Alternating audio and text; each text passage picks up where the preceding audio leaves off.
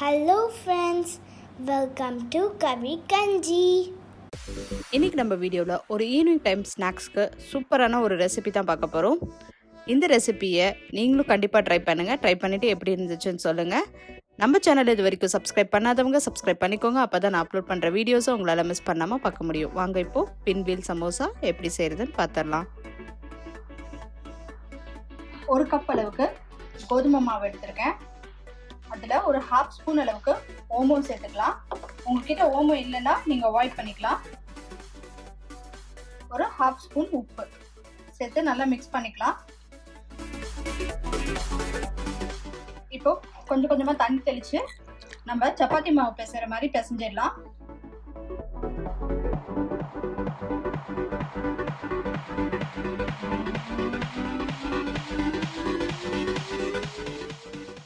இப்போ மாவு நல்லா சாஃப்டாக பிசைஞ்சாச்சு. இதை ஒரு 10 மினிட்ஸ் மட்டும் ஊற வச்சிடலாம். ஒரு பெரிய வெங்காயம் நல்லா பொடியாக நறுக்குனது, பச்சை மிளகாய் 2, பெப்பர் ஒரு 1/2 ஸ்பூன்,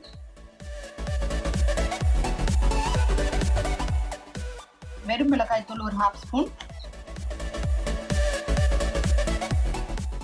கரம் மசாலா ஒரு 1/4 ஸ்பூன்,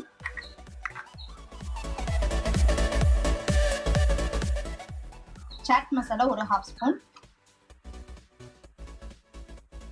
உப்பு தேவையான அளவு,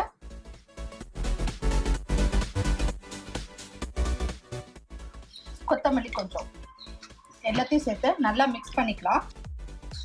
உங்ககிட்ட சாட் மசாலா இல்லை அப்படின்னா ஒரு 2 ஸ்பூன் அளவுக்கு எலுமிச்சம் சாறு சேர்த்துக்கோங்க. ஏன்னா லைட்டாக அந்த புளிப்பு இருந்தால் தான் நல்லா இருக்கும் நமக்கு. உங்களுக்கு இன்னும் ஜாஸ்தி காரம் வேணும்னா பச்சை மிளகாவையோ இல்லை மிளகாய் தூளியோ சேர்த்து இது கூட நல்லா மிக்ஸ் பண்ணிக்கலாம். இப்போ நமக்கு உள்ள வைக்கிற ஸ்டஃபிங் ரெடி ஆயிடுச்சு.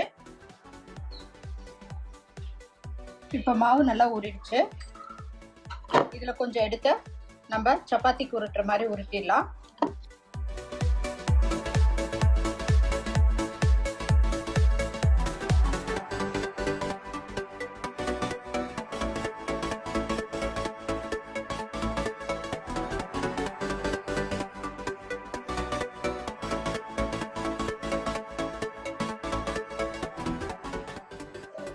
இப்போ சப்பாத்தி மாதிரி அளவுக்கு தேய்ச்சாச்சு.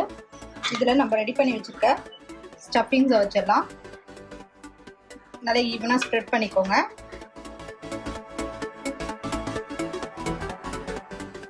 இப்போ ஸ்டஃபிங்ஸ் எல்லாத்தையும் ஸ்ப்ரெட் பண்ணியாச்சு.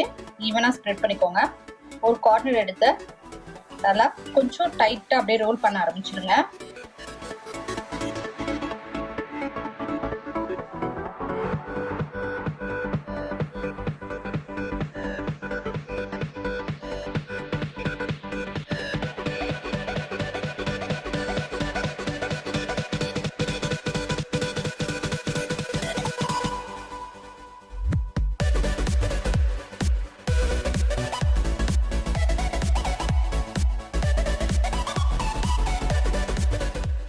இப்போ நல்லா ரோல் பண்ணிக்கலாம்.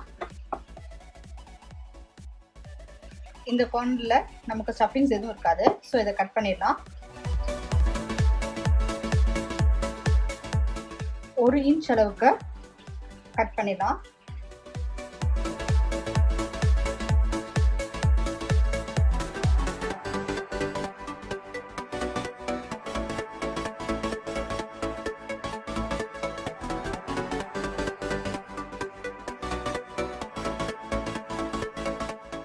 இப்போ இதை லைட்டாக ப்ரெஸ் பண்ணிக்கலாம்.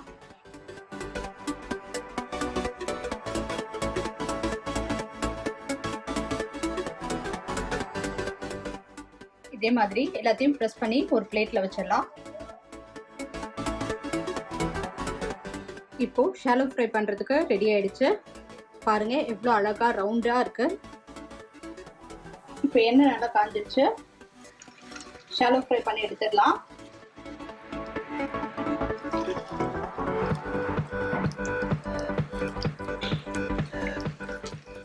இந்த ரெசிபியை நீங்கள் மார்னிங் பிரேக்ஃபாஸ்ட்டாகவோ இல்லை ஈவினிங் ஸ்நாக்ஸாக கூட சாப்பிடலாம். ரொம்ப டேஸ்ட்டாக இருக்கும். இதுக்கு சைட் டிஷ்லாம் எதுவுமே தேவையில்லை.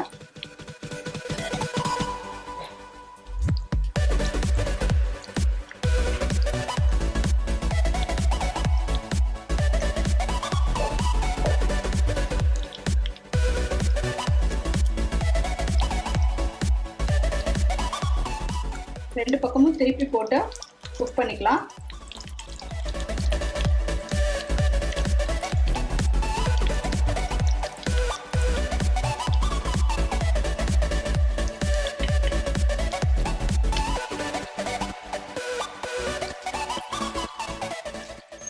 இப்போ நமக்கு நல்லா ரெண்டு பக்கமும் குக் ஆகி ரெடி ஆயிடுச்சு.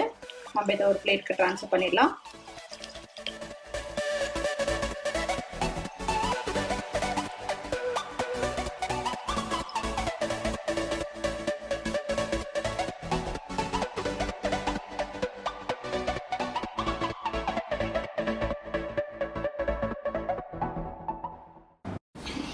Thanks for watching this video. உங்களுக்கு இந்த வீடியோ பிடிச்சிருந்துச்சுன்னா லைக் பண்ணுங்கள், ஷேர் பண்ணுங்கள், கமெண்ட் பண்ணுங்கள். மறக்காமல் எங்கள் சேனலை சப்ஸ்கிரைப் பண்ணுங்கள். பக்கத்தில் இருக்கிற பெல் ஐக்கானையும் ப்ரெஸ் பண்ணுங்கள்.